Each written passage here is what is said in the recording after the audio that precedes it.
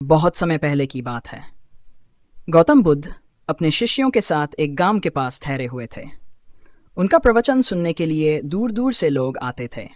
उस गांव में एक बहुत ही घमंडी और तर्कशील ब्राह्मण रहता था, जिसे खुद पर बहुत गर्व था।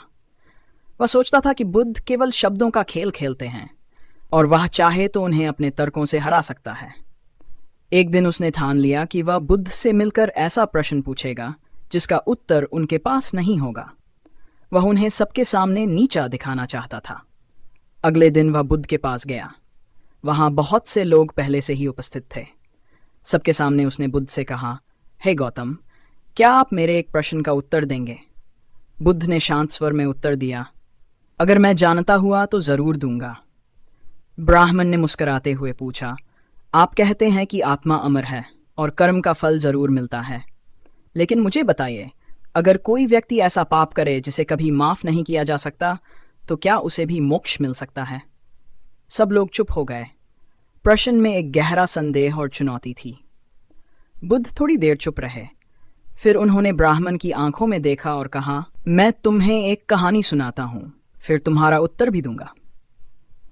बहुत समय पहले एक डाकू था जिसका नाम था अंगुलीमाल। उसने 999 लोगों की हत्या की थी और कसम खाई थी कि वह 1000 व्यक्ति मारकर अपनी माला पूरी करेगा। वह निर्दयी, क्रूर और हिंसक था। एक दिन बुद्ध उसी जंगल के रास्ते से गुजरे जहां अंगुलीमाल छुपा था। उसने देखा कि एक सन्यासी बिना भय के उसकी ओर आ रहा है। अंगुलीमाल आश्चर्यचकित हुआ, पर उसने ठान लिया कि यह उसका 1000वां शिकार होगा। लेकिन जैसे ही वह बुद्ध के पास पहुंचा, उसके शरीर में अजीब सी शांति फैलने लगी। बुद्ध ने उसकी ओर देखकर केवल एक वाक्य कहा, रुक जा अंगुलीमाल। अंगुलीमाल हंसा, मैं रुकाना नहीं। फिर किसे रुकने को कह रहा है?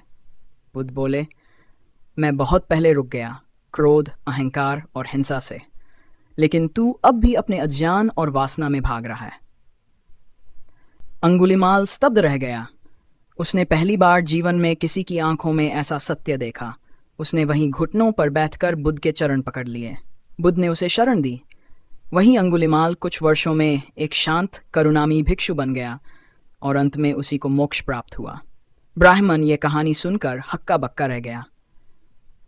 बुद्ध ने मुस्कुराकर कहा, अब तुम्हारा उत्तर सबसे बड़ा पाप भी अगर सच्चे हृदय से प्रायश्चित हो तो क्षमा किया जा सकता है, और मोक्ष वह प्रेम और करुणा का मार्ग है, घृणा और तर्क का नहीं। ब्राह्मण की आंखों से आंसू बहने लगे। उसे उत्तर तो मिल चुका था, पर साथ ही वह अहंकार भी खो चुका था। सच्चा परिवर्तन तर्क से नहीं, अनुभव और करुणा से होता है। बुद्ध की शिक्षाएं सिर्फ शब्द नहीं, आत्मा का दर्पण है।